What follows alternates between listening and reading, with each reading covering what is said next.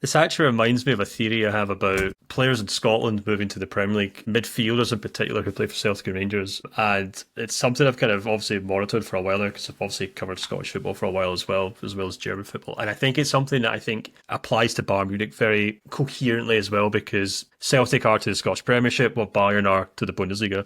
To be a successful central midfielder at a club like Celtic where you dominate in the league, you basically can't be a defensive midfielder because they play every game with 90% of the possession. They park on the opposing box.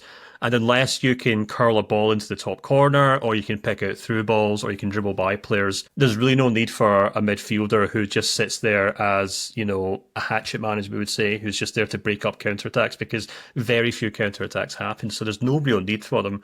And this kind of interesting thing has developed, I think, in recently in Scottish and English football where you get a lot of kind of players in Scotland or who've played for Celtic. There's two that stand out to me: Stuart Armstrong and Ryan Christie, who were decent attacking midfielders, but they weren't really appreciated to the extent that they maybe should have been at Celtic.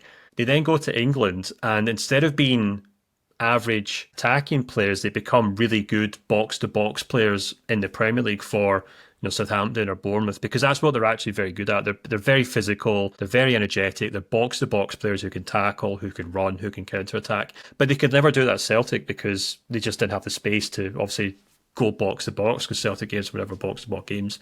And I think the same thing's really hammed for Palhinha at Bayern Munich in that sense. Bayern Munich just do not need a defensive midfielder. They've got, obviously, Joshua Kimmich has been doing that role for a number of times now, for a number of years now, but Joshua Kimmich is a playmaker. He's a guy who can pull out a pass. He's a guy who takes corners. He's a guy who takes free kicks. He's got a great shot on him. And he can also fill in at right back, which is really helpful as well. So Kimmich is so much more than just a holding midfielder because you can't just be a holding midfielder for Bayern Munich. And I think that's the thing that Palhinha struggled with, over and above the fact that, as you said, they already had a bunch of players in those positions. He was hired by one head coach who got sacked. The next guy who came in, Company, had no time for him. But I think those are the kind of overall structure things that have kind of gotten away for Palhinha. And now he'll go back to the Premier League, and Tottenham aren't Fulham by any means, but they do play box-to-box football. They will be up against it in some games against richer and bigger teams. And I think we'll probably find that he'll do perfectly well there. He'll slot back into that old role of being that box-to-box ball-winning midfielder, which he just couldn't really do in the Bundesliga for Bayern. In that sense, Mario, I think this deal works out perfectly for everyone. Bayern get him off their wages, which is a big thing. There's not an obligation to buy, but there's a clause to buy, so they might go and do it. But if they don't, someone else might do it if he does well for Tottenham. And he gets to go play for a club that can actually have some use for him.